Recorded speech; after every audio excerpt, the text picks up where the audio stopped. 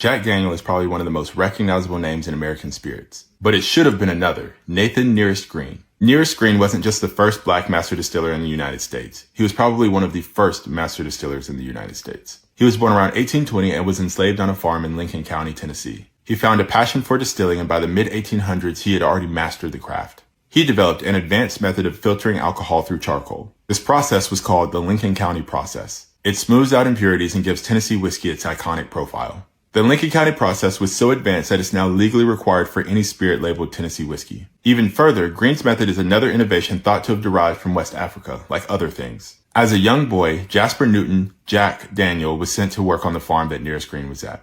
Reverend Dan Call ran the farm and a small distillery. It was here where Nearest Green taught Jack Daniel everything he knew about distilling, from the filtering process to fine-tuning the fermentation and the flavor. When slavery ended, Jack went on to own his own distillery. He hired Nearest Green as his master distiller. Green's sons and grandsons would also go on to work for Jack. And it was the Green family that established the Jack Daniel brand. Jack Daniel is said to have privately honored Nearest Green for his role in his company. However, as new ownership took over, Nearest Green was all but erased. Whispers about this grew, but it was not until 2016 when the New York Times posted an article that casually mentioned this. Fawnweaver traveled to Lynchburg, Tennessee immediately and uncovered the rumor to be true. She found it through census records, oral histories of both the Green and Daniel family, photographs, company records, and letters that all proved who Nearest Green was, a master distiller that taught Jack Daniel.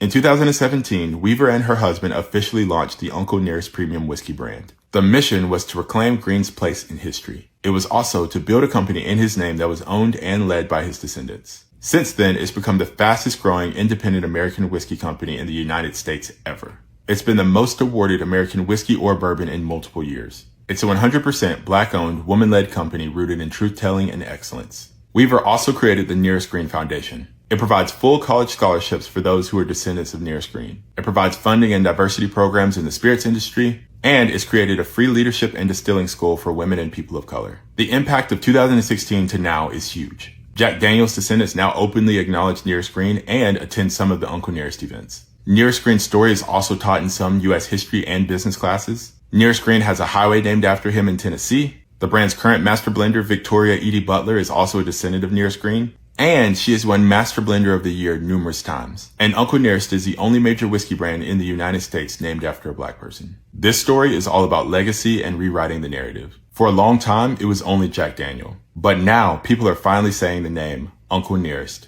Green.